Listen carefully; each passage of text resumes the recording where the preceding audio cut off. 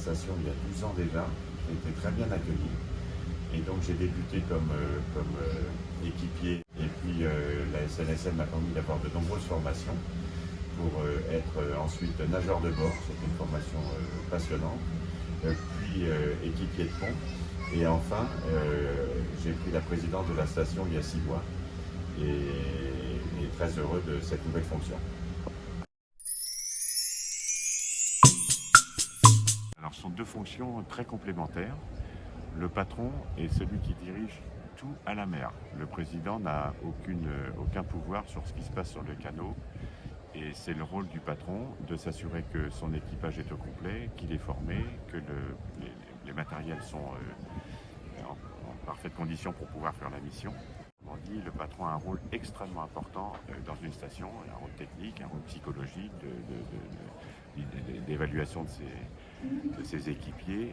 Le président, lui, a une fonction de s'assurer que l'ensemble fonctionne bien, que les rapports avec l'extérieur sont bons, avec le CROSS, avec des professionnels de la mer, que la SNSM donne bien les moyens qu'il faut à la station.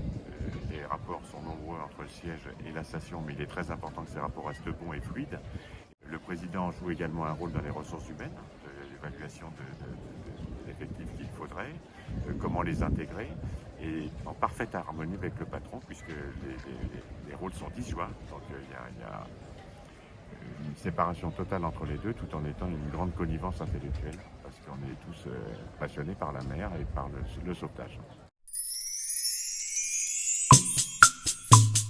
Nous avons souhaité à Saint-Florent, grâce à cette première newsletter, vous faire bénéficier d'images, de rapports de ce que nous faisons à la mer, de manière à ce que vous puissiez suivre nos actions qui, je pense, vous intéressent et nous sommes plus que ravis de les partager avec vous. Et nous prévoyons un événement probablement l'année prochaine pour pouvoir vous accueillir à bord du canot, dans notre local, pour vous faire partager la joie que nous avons de faire nos missions bénévoles de sauvetage en mer.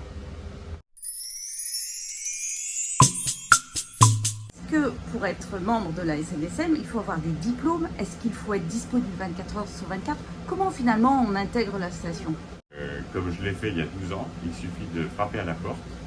Il faut être bien sûr en bonne forme et surtout il n'est pas nécessaire d'attendre d'être retraité pour le faire. De nombreux bénévoles sont des professionnels qui ne sont pas toujours disponibles. En revanche, comme nous sommes nombreux, il suffit d'être disponible de temps en temps pour que ça suffise.